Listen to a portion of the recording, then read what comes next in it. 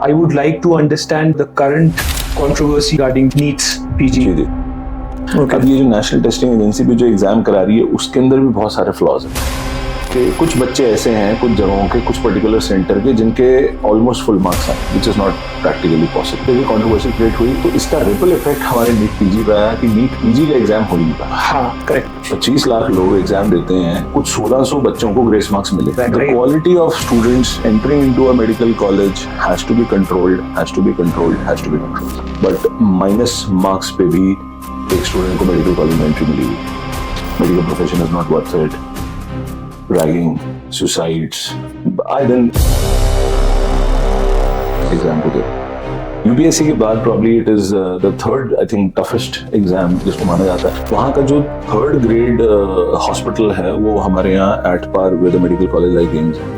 भी कुछ दिन पहले द्वारका में जो इनका ऑफिस है वहाँ पे भी इन बच्चों ने प्रोटेस्ट किया बिकॉज इनको ये बोला गया है कि अब आपकी इंटर्नशिप 2 से 3 साल की होगी।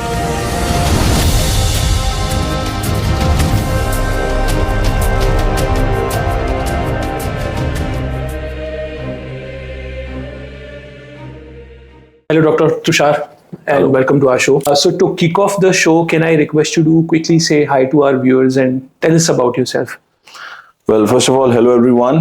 I'm Dr. Tushar Mehta. I'm an orthopedic surgeon, national level educator. So I've been in this field of orthopedics for almost like about 14 years. And I'm based out of Gurugram, which is a part of Delhi NCR. And I love my passion, my love, my everything is my subject, my field. Orthopedics, and apart from that, having knowledge is one thing, and giving it away is another thing. So I believe in the second part as well. Yeah, so we'll come to that, but before that, I would like to understand the current controversy regarding the NEET's PG. जी। तो उसके बारे में आप बताएं वो क्या है और कैसे लोगों को इम्पैक्ट कर रहा है स्टूडेंट्स को। बहुत दुख होता है बोलते हुए कि जो मेडिकल एजुकेशन सिस्टम है हमारे देश का इसमें बहुत सारे फ्लॉज है। ऐसा नहीं है कि कंट्रोवर्सी आज की है या अब की है। मेरे समय से आ रही है ये कंट्रोवर्सी। मेरे समय से मेरा मतलब है 25 साल पहले की कंट्रोवर्सी है ये पिछले 25 सालों से, और इनफैक्ट उससे पहले से भी चला आ रहा है। एंड तरीके बदलते हैं लोग, लेकिन उनका मकसद एक ही होता है, एक चीटिंग एनवायरनमेंट क्रिएट करना। उस जमाने में पेपर लीक होते थे, किसी जमाने में डमी कैंडिडेट बिठाए जाते थे, किसी जमाने में सीट ब्लॉकिंग का भी एक कॉन्सेप्ट होता था कि एक काबिल इंसान एग्जाम देगा और वो एक सीट ब्लॉक कर लेगा और फिर वो सडनली छोड़ देगा और जिसने पैसे दिए वो उसकी जगह आ जाएगा। जैसा हमने देखा है मूवीज में भी, मुन्ना भाई MBBS में भी देखा है, और वो 3 इडियट्स में भी हमने देखा है। तो कुछ वैसा आप बता रहे हो? हाँ, मतलब बेसिकली ये जो चीजें हैं ना, आप उससे भी रिलेट कर सकते हो इसको, बट इसका जो ज्यादा कोरिलेशन है वो इस बात से है कि ये एक नेक्सस है और ये ऑर्गेनाइज नेक्सस है। हर बार वही चंद लोग, वही जगह है, वही शहर, वही स्टेट्स सामने आती हैं कि कहाँ से इसकी शुरुआत हुई, और जो इसके बेनिफिशरीज हैं वो भी उन्हीं स्टेट से आपको मिलेंगे। You will never hear it. I mean, I don't want to sound, कि मैं रीजनल इसको इंडिया को बांट रहा हूँ, but you will never find the origin of this cheating or the beneficiaries of this cheating from, let's say, a Kerala or a Tamil Nadu or a Karnataka.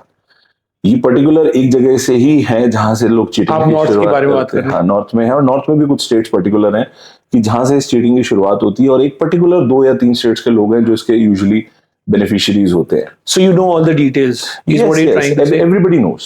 Okay. तो आप एक doctor होने के बाद भी अगर आपको ये सारी डिटेल्स पता है तो क्या गवर्नमेंट को नहीं पता? गवर्नमेंट इसके ऊपर कुछ एक्शन नहीं ले रही? थोड़ा सा ब्रीफ करता हूँ। पहले medical Council of India MCI के हाथ में थी बहुत सारी चीजें। जितने भी एग्जाम्स होते थे ये एक पर्टिकुलर बोर्ड बनता था, वो कराता था, फिर वो बोर्ड चेंज हो गया, फिर नेशनल बोर्ड ऑफ एग्जामिनेशन आया फॉर नीट PG। अब एक नई एजेंसी बनाएगी, नेशनल टेस्टिंग एजेंसी NTA, और ये बोला गया कि अभी ये NTA एग्जाम कराएगी। अब ये जो नेशनल टेस्टिंग एजेंसी भी जो एग्जाम करा रही है उसके अंदर भी बहुत सारे फ्लॉज हैं। फ्लॉज के अंदर जैसे कि एक फ्लॉ ये भी सामने आया, व्हाट यू हैव सीन और what has come in the news is just the tip of the iceberg. There is a big broad base in bottom attached to it, और वो अभी किसी को नहीं पता है कि उसका अंत, उसकी हद कहाँ तक है। हम सबको जो भी पता लगा है वो हाँ कि ठीक है ये 4 लोग थे, 7 लोग थे, ये पोस्ट डेटेड चेक थे, ऐसे था। सॉरी डॉक्टर तुषार, मैं आपको इंटरप्ट कर रहा हूँ, बट फॉर आवर व्यूअर्स आप थोड़ा सा ये बता सकते हैं कि कंट्रोवर्सी हुई क्या है? हाँ, तो कंट्रोवर्सी ऐसे है कि तो चंद बच्चों ने जब ये एग्जाम दिया नीट यूजी का, तो उसके अंदर हुआ क्या कि बहुत कम मार्क्स के डिफरेंस पे रैंक्स में बहुत ज्यादा डिफरेंस आ गया। तो एग्जाम हो गया था आप कह रहे हो? एग्जाम नीट यूजी का एग्जाम हो गया, उसके यूजी अंदर का हो गया? नीट यूजी का एग्जाम हुआ और उसके अंदर बहुत थोड़े से मार्क्स के ऊपर बहुत ज्यादा डिफरेंस आ गया। अब रैंक के ऊपर बहुत ज्यादा डिफरेंस आ गया। जैसे फॉर एग्जांपल अब मेरे मान लेते हैं कि 685 मार्क्स हैं, आपके 684 है, तो रैंक में 1000, 500, 400, 300, 200 यही डिफरेंस होना चाहिए। वो डिफरेंस चला गया है 2000, 2500, 3000। एक प्रॉब्लम। दूसरी प्रॉब्लम, कुछ बच्चे ऐसे हैं कुछ जगहों के, कुछ पर्टिकुलर सेंटर के, जिनके ऑलमोस्ट फुल मार्क्स आए, which is not practically possible. कितने होते हैं फुल मार्क्स? 720 मार्क्स का 720 नीट यूजी एग्जाम था। अब Okay. ये जो इफेक्ट है इसका, ये इसको लेके कंट्रोवर्सी क्रिएट हुई, तो इसका रिपल इफेक्ट हमारे नीट पीजी पे आया कि नीट पीजी का एग्जाम हो ही नहीं पाया। हाँ correct. And which I think, मतलब although I condemn this decision, because exam है सुबह और आप रात को 11 घंटे पहले बोल रहे हैं कि एग्जाम कैंसिल हो जाता है, सो इसका कोई लॉजिक नहीं है। मतलब मेरे खुद के घर में there was somebody who had come to my house because उसको अगले दिन जाके एग्जाम देना था और वो ट्रैवल किया था all the way from Punjab, so the entire purpose got defeated. तो ये एक बहुत बड़ी प्रॉब्लम हुई, लेकिन फिर भी मुझे लगता है कि शायद आगे ये लीक होता और इसके कुछ रेपरकशंस होते, तो उससे बेटर है कि जो नीट यूजी में हुआ उससे बेटर है कि जो नीट पीजी में हो गया वो बेटर है कि एग्जाम पहले कैंसिल हो गया। And now hoping with every media trials and media scrutiny on it, so मुझे लगता है कि अब इसके अंदर chances of getting fairness in the exam almost 99.98% होने चाहिए। ओके, तो क्या अब दोबारा से ये नीट यूजी और पीजी के एग्जाम इस ईयर आपको लगता है? हाँ, नीट यूजी में there is a lot of, पहली बात तो ये कि नीट यूजी के अंदर एक बहुत ही अजीब सी बात हुई थी कि कुछ तकरीबन 1600 या 1500 स्टूडेंट्स का री एग्जाम हुआ। वो क्यों हुआ? क्योंकि ये वो बच्चे थे जिनके बारे में बताया गया कि इनके सेंटर्स पे कुछ इन्हें असुविधा रही, जिस वजह से इन्हें ग्रेस मार्क्स दे दिए गए। 25 लाख लोग एग्जाम देते हैं, कुछ 1600 बच्चों को ग्रेस मार्क्स मिले। तो पूछा ये क्यों दिए गए, तो बोले कि क्योंकि ये इनके सेंटर पे इन्हें कुछ असुविधा रही है, जो भी कारण रहे, इसलिए इन्हें ग्रेस मार्क्स दे दिए गए। उन सभी बच्चों का री एग्जाम हुआ। जिन सभी बच्चों का री एग्जाम हुआ, जब री एग्जाम हुआ उनकी अटेंडेंस 50% भी नहीं थी। हार्डली उसमें से 50% लोग वो एग्जाम देने आए और बाकी वो लोग आए नहीं जिनको ग्रेस मार्क्स मिले थे।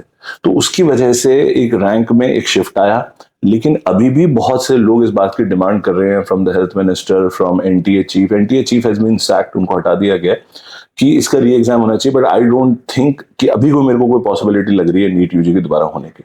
ठीक है, एक बार हम और व्यूअर्स के लिए ये भी समझने डॉक्टर तुषार के नीट यूजी और पीजी में क्या फर्क है और कितने मार्क या कितनी रैंक में आने पर आप किसी कॉलेज में एडमिशन ले सकते हैं। सो बेसिकली क्या है कि अगर आपको इस देश में, हिंदुस्तान में डॉक्टर बनना है, तो पहले के जमाने में ये चीज नहीं थी। आज के जमाने में एक एग्जाम होता है जिसका नाम है नीट। मेडिकल कॉलेज में दाखिले के लिए आपको देना है नीट यूजी, एंट्रेंस एग्जाम है, नेशनल एलिजिबिलिटी एंट्रेंस टेस्ट इसकी फुल फॉर्म है। अब आप ये नीट यूजी देंगे, आपकी एक स्कोर आएगा, आपका एक मार्क्स आएंगे, आपकी एक रैंक आएगी, एक आपकी ऑल इंडिया रैंक होगी, एक आपकी स्टेट रैंक होगी। आप उन दोनों के मुताबिक जो भी कॉलेज आपको बेहतर दिखता है, आप उसके अंदर एडमिशन आप ले सकते हैं। बट ये ऑल गवर्नमेंट? देखिए, कॉलेज हमारे देश में मोटा मोटा इस तरह से आप मान लीजिए कि प्राइमरली तो गवर्नमेंट कॉलेज है, लेकिन उसके साथ साथ में एक बहुत बड़ा चंक प्राइवेट मेडिकल कॉलेजेस का भी है, जिनकी fees can go up to 12 lakhs to 18 lakhs per annum. But for that also you will have to appear. जी, आपको नीट यूजी देना पड़ेगा। आज से 10 साल पहले, मेरे समय में मान लीजिए बहुत साल पहले या 10 साल पहले भी ये चीज नहीं थी। उसमें आपका एक नीट यूजी का cut off was not required. With ample loads of money you can get into a private medical college without even clearing the cut off। जो आज की डेट में ऐसा नहीं है। ऐसी नहीं, ओके। आपको एक कट ऑफ क्लियर करना है, उसके बाद आपकी रैंक, अगर आप सपोर्ट करते हैं गवर्नमेंट कॉलेज को, आप जाइए, नहीं तो आप प्राइवेट कॉलेज में जाइए। अब वहां पे क्या है कि अगर आप एक प्राइवेट कॉलेज में जाते हैं तो उसकी फीस जो है वो 10 लाख भी है किसी कॉलेज की, और किसी की 18 लाख भी है, किसी की 20 लाख भी है। तो वो आप देखें, आप एक प्राइवेट कॉलेज में एंटर हो जाते हैं। But having said that, NEET UG का जब कट ऑफ आता है तो वो सेकेंड राउंड ऑफ काउंसलिंग या थर्ड राउंड ऑफ काउंसलिंग में वो धीरे धीरे नीचे कर दिया जाता है। क्योंकि बहुत सारे स्टूडेंट उस कट ऑफ को भी नहीं क्लियर कर पा रहे। दे हैव मनी और may be their parents have money but they have not clear the cut of.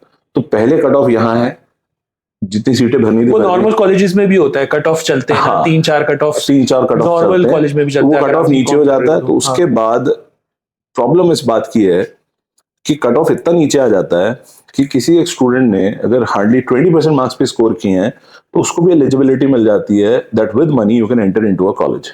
So which means the system is still the same, yes, like it was 10-15 years back, the right? quality of students entering into a medical college has to be controlled,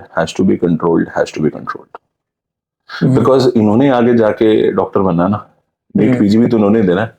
अब आज अगर NEET UG में entry आपकी बहुत कम cut off के साथ हो पा रही है तो आप ये समझिए ना कि नीट पीजी भी तो इन्हीं को देना ना। हाँ, मैं समझ गया, बट मेरे को आप ये समझाएं कि आप जो बोल रहे हो 720 is the highest score, right?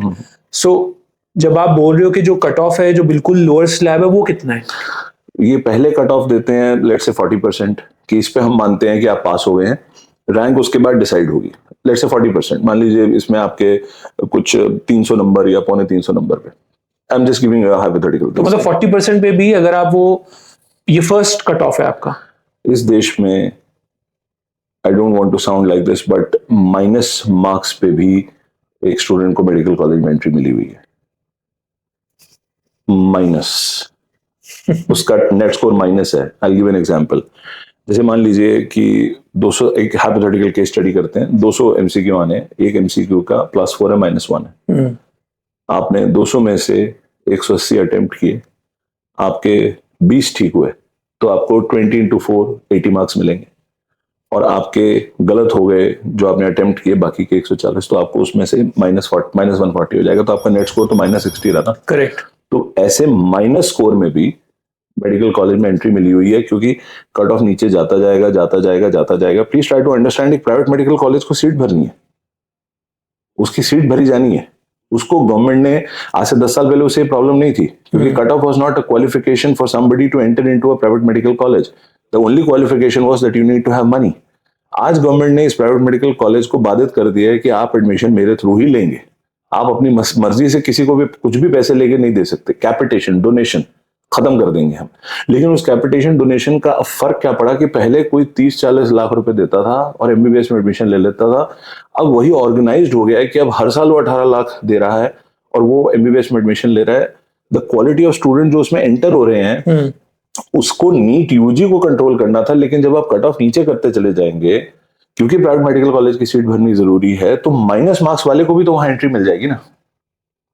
तो इसका क्या आपको बड़ा कारण लगता है, ऐसा क्यों हो रहा है कि हमारी पॉपुलेशन इतनी है लॉबी या कॉलेजेस जो है अपनी सीट भरना चाहते हैं? नहीं, देखिए ऐसा है कि ऐसा ना बड़े आता रहता है सोशल मीडिया में कई बार कि medical profession is not worth it, ragging, suicides, आए दिन मेडिकल कॉलेज से अभी आती है। अभी कल भी एक डूंगरपुर मेडिकल कॉलेज के एक फर्स्ट ईयर के एमबीबीएस के स्टूडेंट के को डायलिसिस पे जाना पड़ा बिकॉज उसके जो सीनियर्स थे उन्होंने रैगिंग करी एंड बहुत कुछ हुआ।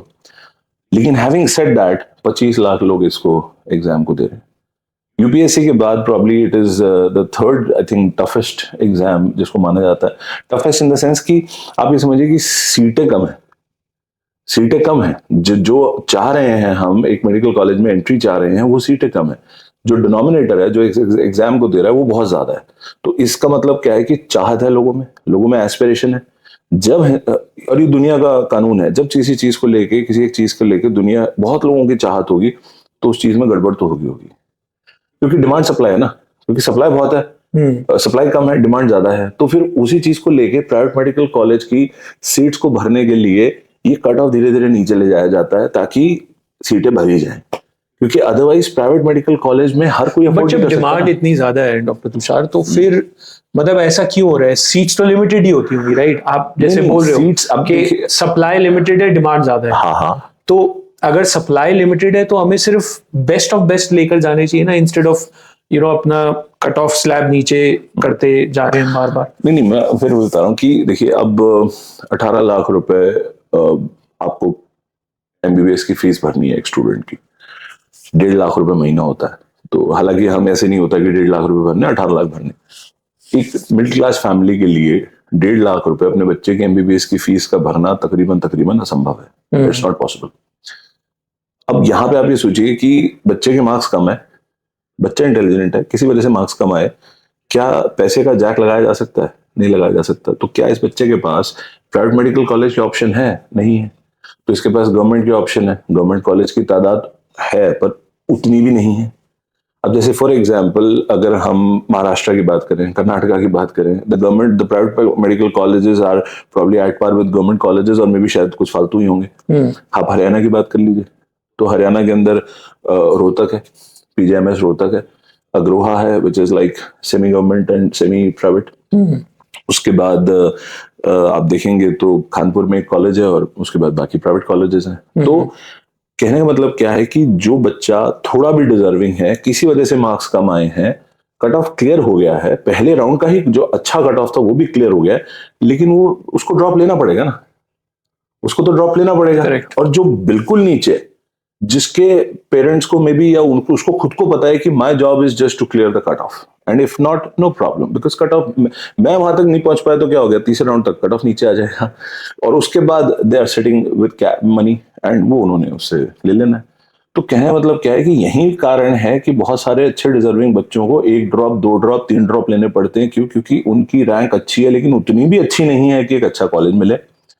जो मिल रहा है उसमें पैसा बहुत लग रहा है, वो दे नहीं सकते, तो अगला ड्रॉप। अब अगले ड्रॉप से क्या होगा? आप ड्रॉपर बन गए, आपका ड्रॉप ले लिया आपने, फिर से डिनोमिनेटर अगले साल और बढ़ जाएगा, और ये आए दर साल जो है डिनोमिनेटर बढ़ता जा रहा है। और मतलब मैं ये समझना चाह रहा हूँ कि I think a lot of kids these days, the young generation, they aspire to be a doctor, क्योंकि आप बोल रहे हो कि यहीं पर ही काफी डिमांड है। और हमने ये भी देखा है कि बहुत सारे लोग जब उनको इंडिया में कहीं कॉलेज में एडमिशन नहीं मिलता, so then people try countries like Ukraine. आपको पता ही होगा भी, यूक्रेन में भी ये सब जगह लोग जाते हैं। तो मतलब क्यों है ऐसा कि सब लोग एक डॉक्टर कोई मतलब अपना करियर एज अ एस्पायर करते हैं, ऐसा क्या है? तो मेरा एक दोस्त था एमबीबीएस में, तो अब हम गए कॉलेज में, नए नए मिले, तो मेरा ही बैचमेट था। तो मैंने मतलब जाहिर बात है आप एक दूसरे से मिलते हो तो आप बात करते हो, कहाँ से हो? तो उसने मुझसे पूछा, मैंने उससे पूछा, तो मैंने उससे मुझसे पूछा कि पेरेंट्स, तो मैंने कहा मेरे फादर डॉक्टर है। कह रहा तो इसलिए तुम इस फील्ड में आए? तो मैंने कहा ये कहना 50% ठीक भी है, 50% नहीं भी है, क्योंकि मैं बनना चाहता था। तो मैंने पूछा तुम? तो उसने अपने फादर का बैकग्राउंड बताया जो कि डॉक्टरी से दूर दूर तक नहीं था।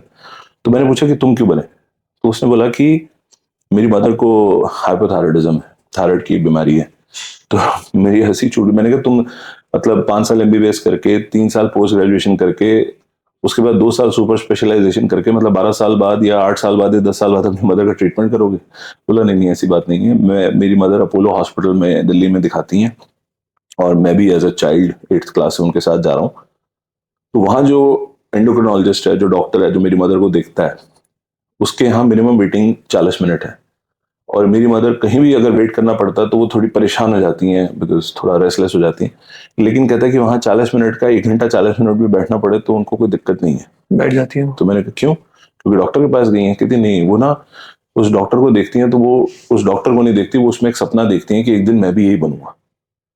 वो डॉक्टर जब, उसने बोला मुझे, वो डॉक्टर जब निकलता है कॉरिडोर में, वो बैठी है, उनका नंबर आने वाला है, लेकिन पता लगा कि कोई इमरजेंसी है या डॉक्टर को वार्ड राउंड पे जाना है, तो वो डॉक्टर जब जाता है उसके साथ जो 3-4 लोग होते हैं, जो जूनियर डॉक्टर्स होंगे, नर्सेज होंगी, तो वो जो नीले कपड़े और सफेद कोट पहन के जब वो कॉरिडोर में वो डॉक्टर चल रहा है, तो बेसिकली वो उसकी मदर का सपना चल रहा था। वो दिस आई कुड नाउ, इसके बाद उसने तो मुझे इतनी बात बताई, लेकिन उसके बाद मुझे समझ में आ गया, coming from a family of doctors, कि वो डॉक्टर जो जा रहा था वो डॉक्टर नहीं था, उसकी मदर का सपना था कि एक दिन जो है मेरा बेटा भी बनेगा। तो सपना देखा किसी ने, देख के देखा किसी और को, फंस मेरा दोस्त गया, मैं नहीं कहूंगा फंस गया, लेकिन कहीं ना कहीं एक मोटिवेशन तो उसकी मदर ने बार बार उसके कानों में डाली होगी ना 8th क्लास से, कि देख बेटा, देख बेटा, देख बेटा। उसकी मदर ने कभी ये नहीं कहा होगा टाटा बनना है, बिरला बनना है, अंबानी बनना है, ये बनना है, वो बनना है। उन्होंने कहा बेटा ये बनना है। क्यों? इज्जत, नाम, शोहरत, पैसा, सब कुछ है, सब कुछ है। और उससे ज्यादा क्या है? एस्पिरेशनल वैल्यू है। फिर वो बात है कि एक सालों से चला आ रहा है, डॉक्टर, इंजीनियर का बीच में जिस कदर मेडिकल इंजीनियरिंग कॉलेजेस खुले सबको पता है, किस कदर बंद हुए वो सबको पता है। मेडिकल कॉलेजेस में भी ये सिचुएशन बीच में एक बार आने वाली थी, और मैं फ्यूचर तो प्रिडिक्ट नहीं कर सकता, बट मुझे लगता है कभी ना कभी आएगी, क्योंकि अगर आप बहुत ज्यादा कॉलेजेस खोलेंगे तो एस्पिरेशन कम हो जाएगी, which I am in total favour of. College खुलने चाहिए, सीटें बढ़नी चाहिए, ताकि ये जो आज स्ट्रगल है, जो यूजी पीजी रेशियो है, तकरीबन 37 लोग नहीं 38 लोग सपना देखते हैं डॉक्टर बनने का, एमबीबीएस में घुसने का, तो एक को कामयाबी मिलती है। तो 1:38 की रेशियो है। हालांकि ये रेशियो स्क्यू होती रहती है, ऊपर नीचे अलग होती रहती है, बट प्राइमरली आप 1:38 1:40 की रेशियो पकड़े। तो अब आप ये सोचिए कि जो ये 40 लोग हैं जिन्होंने सपना देखा, कामयाबी तो एक को मिली। तो अब मैं आता हूं उस बात पे जो आपने पूछा कि जो बाकी 39 लोग हैं वो क्या करें। पहली ऑप्शन ड्रॉप करें, दूसरी ऑप्शन डेंटल ले लें, आयुर्वेदा ले लें, फार्मेसी ले लें, फिजियोथेरेपी ले लें, कुछ भी ले लें, लेकिन सपना बहुत बड़ा है। क्यों? डॉक्टर तो बनना है, दो ही चीजों का सपना है, सफेद कोट और स्टेथोस्कोप। तो ये पूरा कैसे होगा? कुछ भी कर सकते हैं, पैसे हैं उतने नहीं है, तो क्या करें कम पैसे में, कैसे होगा? Ukraine, China, Russia, Philippines, Kyrgyzstan, Kazakhstan, Georgia और अब अजरबैजान भी, ये 5-6 देश हैं, इन्हीं में ही चला आ रहा है। यूक्रेन अब जायज बात है कि कोई नहीं भेजता, रशिया से भी अब थोड़ा थोड़ा टकराने लगे हैं लोग कि नहीं हो पाएगा। तो आजकल जॉर्जिया बहुत फेमस है, तिब्लिसी, बाटुमी, अजरबैजान, बाकू, वो भी ओपन अप हो रहा है। फिलीपींस बहुत सालों से चला आ रहा है। चाइना कोविड के बाद काफी इश्यूज हुए, बट फिर से ओपन अप हो जाएगा। ये यूनिवर्सिटीज ना कि सिर्फ इंडियन स्टूडेंट्स को अपने पास बुला रही है, लेकिन उसके साथ साथ ये इंडियन मनी भी एक तरह से कहा जाए तो वहां जा रहा है। करेक्ट। सब ऑप्टिमल मेडिकल एजुकेशन है वहां पे, बिकॉज आप समझ सकते हैं कि जो हमारे यहाँ चल रहा है वो एग्जैक्टली वहां नहीं चल रहा। इन देशों में मेडिकल सर्विसेज उतनी अभी डेवलप्ड नहीं है जितनी इंडिया में है। I have been to Baku, I have been to Tbilisi, I have been to China in number of times. I have spoken to the people over there, I know what they are doing. So वो अभी हमसे तकरीबन 10-15 साल पीछे, और वहां पे ये बच्चे जो जाते हैं चाहत में कि डॉक्टर बनना है ये वहां चले जाते हैं। चाइना एक समय में मैं बहुत गया हूँ, मैं चॉनशिंग एक जगह है, तियानजिन एक जगह है, बड़ी बड़ी मेडिकल यूनिवर्सिटीज है, मैं यहाँ गया हूँ, I visited there since 2010। 53 subjects थे एमबीबीएस में वहां पे, हमारे 19 होते हैं, वहाँ 53 थे, जिसमें केमिस्ट्री पढ़ा रहे थे वो दोबारा से, कि आपने 11th-12th में जो पढ़ी है वो हम दोबारा पढ़ाएंगे। चाइना में सबको पता होगा चाइनीज पद्धति ऑफ मेडिसिन उनकी खुद है, जो उनका खुद का एक चाइनीज मेडिसिन का है सिस्टम, तो वो भी पढ़ाया जाता है। वहाँ डायबिटीज का एक पूरा हॉस्पिटल है, ब्लड प्रेशर का पूरा हॉस्पिटल है। वहाँ का जो 3rd ग्रेड हॉस्पिटल है वो हमारे यहाँ at par with medical college like AIIMS है, because they have the best infrastructure, they can create the best buildings, but they cannot create the best doctors. That is the reason why they are inviting money and talent from outside.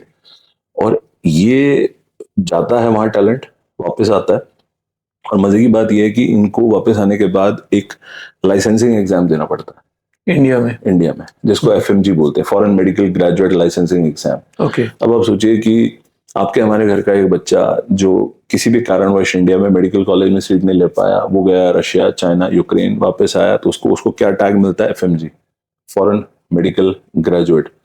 अब ना तो वो foreigner है, ना वो वहां का citizen है, इंडिया में रहता था, इंडिया में पैदा हुआ, इंडिया में पला बढ़ा, इंडियन सिटीजन है, बाहर से आते वो एफएमजी बन जाता है, फॉरेन मेडिकल ग्रेजुएट।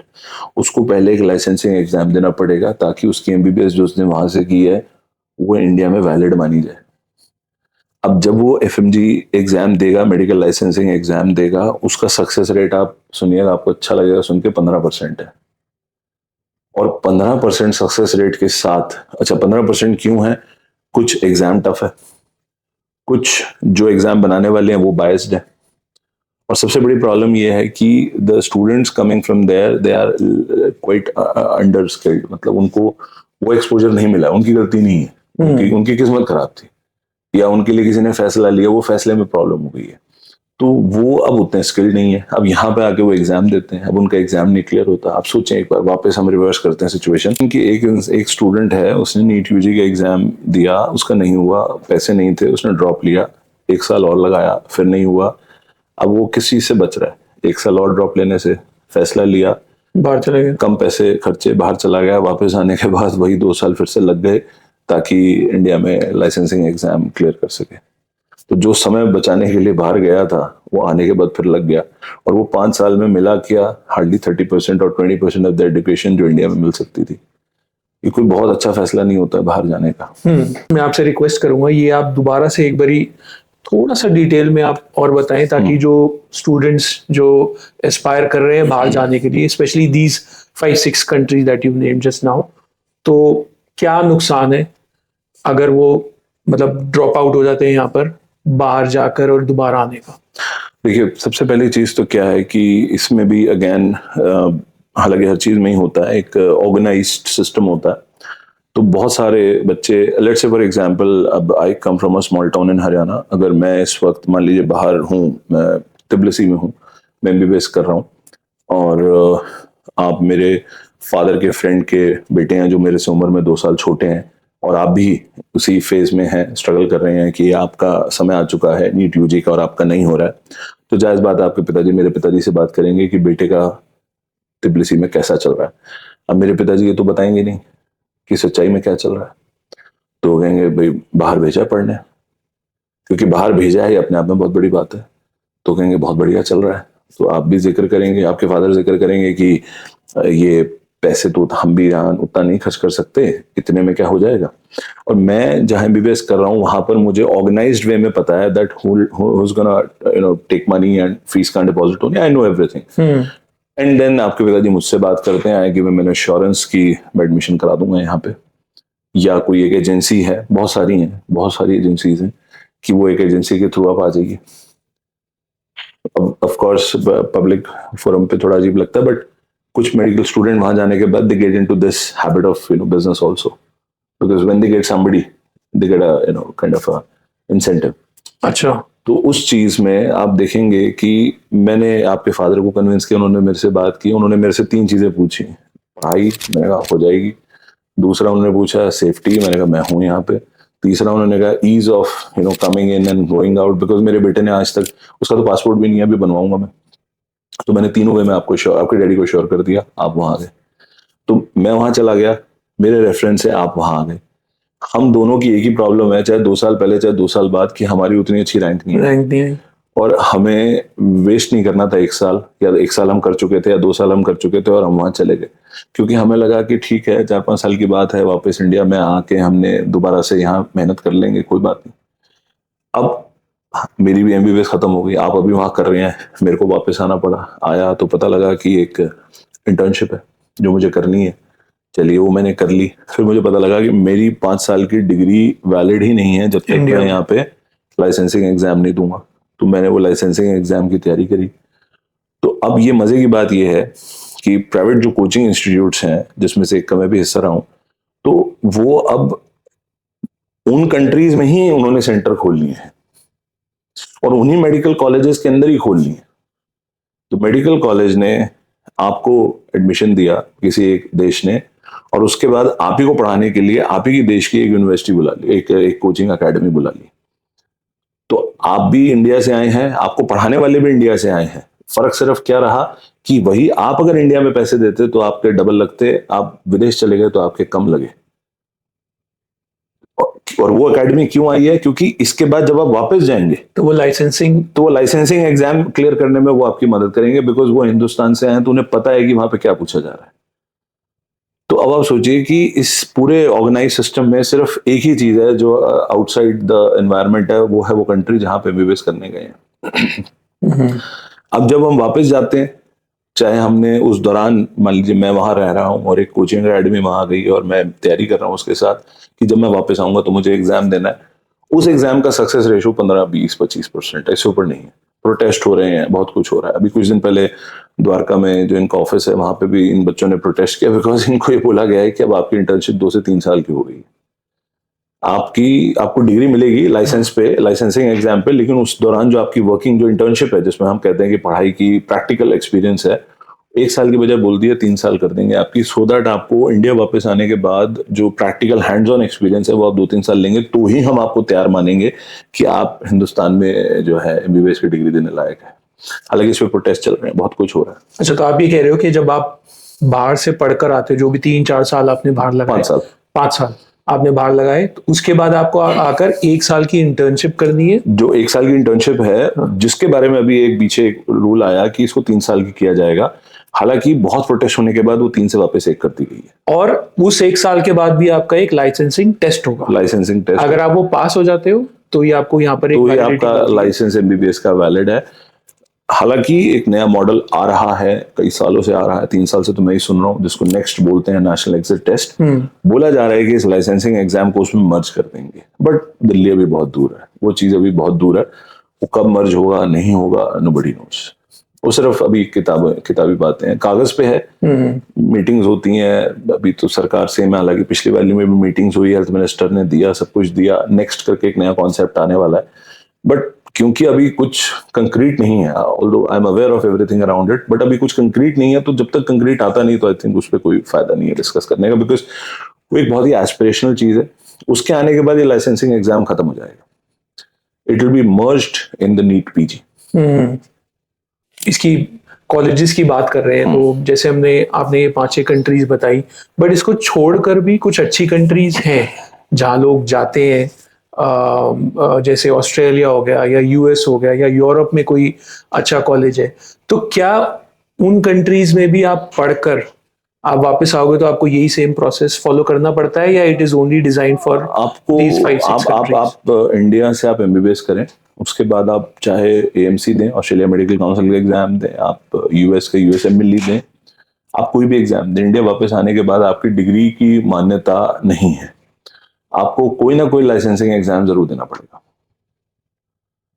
एमबीबीएस कोई ना कोई का मतलब जैसे मान लीजिए एक डर्मेटोलॉजी, मतलब इंडिया से एमबीबीएस की और ऑस्ट्रेलिया चले गए और वहां से पोस्ट ग्रेजुएशन में कोई भी डिग्री करके आ गए, वो डिग्री इंडिया में वैलिड नहीं है according to the rules of Medical Council of India.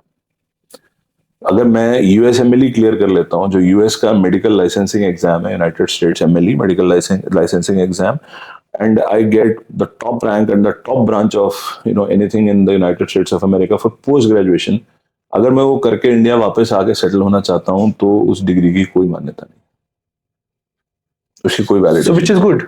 Which is of course good. So you have to protect your IP. So is it because the government wants you to study in India and you should not go out, or मतलब what is the logic behind this? मैंने अपने जिंदगी में देखा है कि जो एक बार एएमसी एमएलई प्लैब करके चला गया, AMC is for Australia, PLAB UK and अपना यूएसएमएलई यूएस, वापस नहीं आते, वो वापस नहीं आता।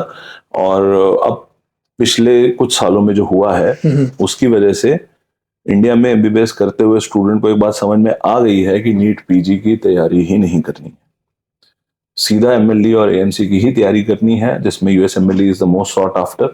उसके 3 कारण है। ए, नहीं रहना चाहता वो हिंदुस्तान में, और नीट पीजी के दलदले में नहीं फंसना चाहता, उसे easy life in the terms of competition, just in the terms of competition easy life बोल रहा हूँ। क्यों इजी लाइफ बोल रहा हूँ? बिकॉज इंडिया में जो रेशो भी थोड़ी देर पहले मैंने आपको बताया 1:40 के अप्रॉक्स है, वहां वो रेशो 1:3 है।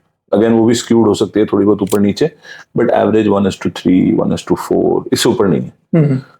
तो वहां पे आपको ये पता है कि अगर आप एक यूएसएमएलई का एग्जाम दे रहे हैं बनस्पत की आप नीट पीजी दे रहे हैं, तो आपके सिलेक्ट होने के चांसेस ज्यादा है। तो वो कंपटीशन में ईज की मैं बात कर रहा हूँ, तो एक तो वो रीजन है। दूसरा, जितने हमारे यहाँ देखिए सबसे ज्यादा सॉर्ट आफ्टर क्या है? Government medical college.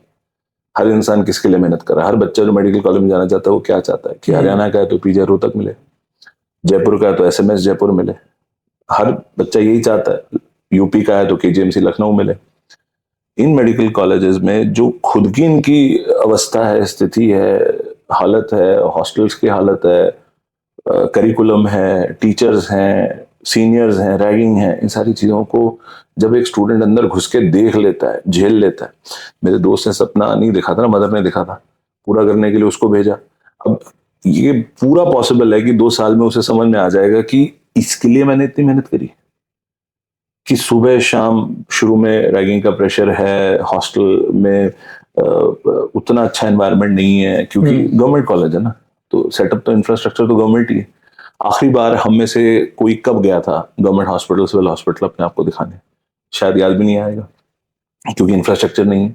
तो वो बच्चा जिस चीज के चक्कर में गवर्नमेंट कॉलेज गया, उसे 2 साल में वो ठगा महसूस किया। उसने कहा यार ठीक है, टैग अच्छा है, बड़ा है, पढ़ाई ठीक है, हो रही है नहीं हो रही है जो भी है, कहता पर ये तो जीवन नहीं था, सोचा तो कुछ और था।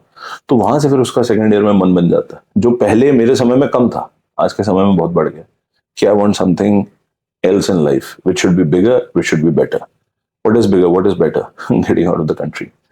बहुत पहले की बात है, बचपन में ऐसे लिखना होता था मुझे 5th 6th में, ब्रेन ड्रेन बचपन में लिखा करते थे हम। तो यही है ब्रेन ड्रेन।